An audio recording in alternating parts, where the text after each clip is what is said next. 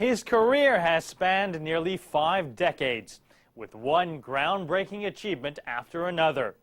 At age 23, he was the youngest guest conductor at the famous Vienna Philharmonic. Only 3 years later, Zubin Mehta had the Los Angeles Philharmonic under his baton, and soon he would be leading 2 major North American orchestras at the same time. But many in the music world still don't realize this famous maestro hails from India, a heritage Zubin Mehta is very proud of.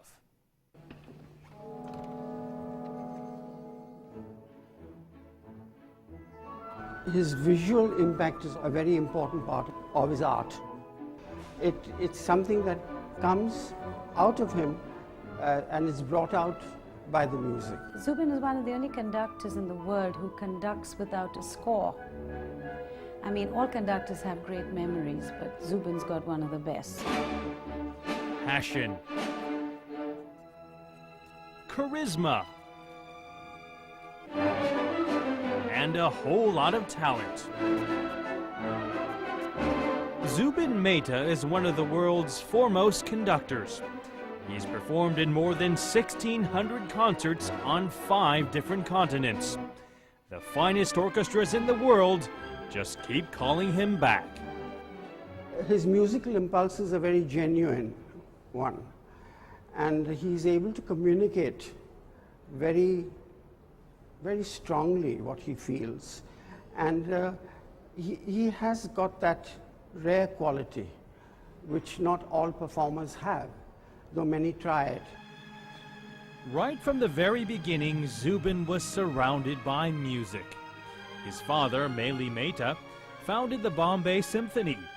At 18, Zubin attended the prestigious Academy of Music in Vienna.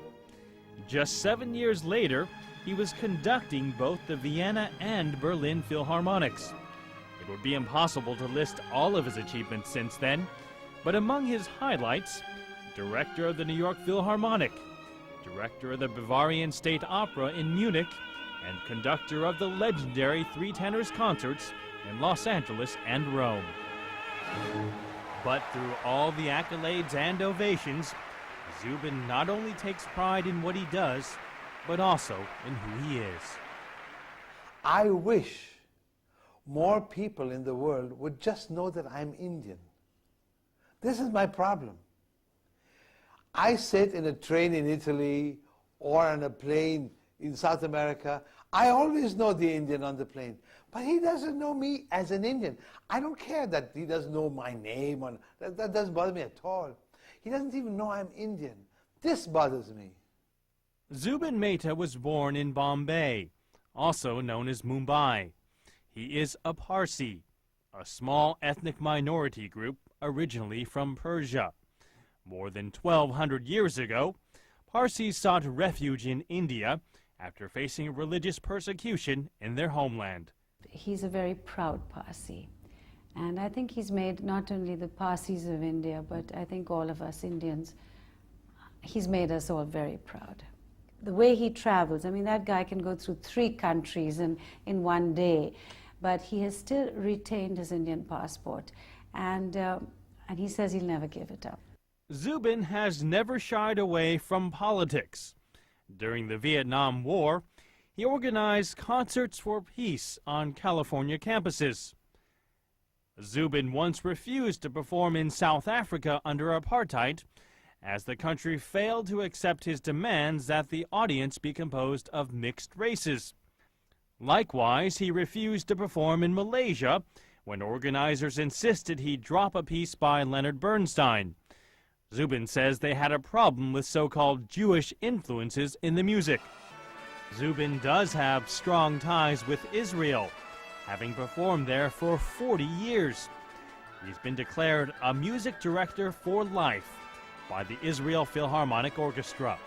Throughout the country's turbulent history, Zubin's music has never stopped. People of Israel need music at all times. So when there's a war going on, it doesn't mean they don't go to the concert that evening. It's a strange situation. It's a very tiny country, and yet there are soldiers who were on the front 2 days ago come back and go with their family to the concert. So we never stopped playing during the Yom Kippur War or the Gulf Crisis. To say that Zubin is a workaholic is a major understatement. He often rehearses all day, takes an hour break, and then goes on stage until midnight. Nancy Mehta, a former actress from the United States, has been married to Zubin for more than 30 years. Well, I didn't know that he was married to his orchestra and his work. I don't think anyone young and marrying knows that. And I remember saying to my husband, oh, what happened to the weekends? Well, you knew I said, no, I never knew that you had to work every weekend, Saturday and Sunday, etc., etc., etc. Tremendous amount of adjustment. Zubin admits that devotion to his work has caused family strife. I have neglected so much that has to do with my family. I should have been more with my children. I should be even more today with my grandchildren.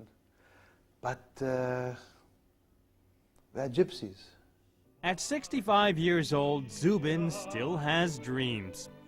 Dreams of playing in Arab countries with the Israel Philharmonic. Dreams of playing in Afghanistan, that is, only if it's before an audience of men and women. But despite the ambition, Zubin may finally be learning to relax. He just returned from a huge vacation with his wife, a whole 3 days. Never mind that it was a trip his wife had planned on 4 previous occasions, but canceled due to Zubin's schedule. My wife is almost all the time with me, and I want it that way. And it has grown really through the years that we are not only great friends, but we are each other's advisors. And thank God we have a similar taste in so many things that when she told me to get up today to look at the Taj Mahal by sunrise, I agreed immediately.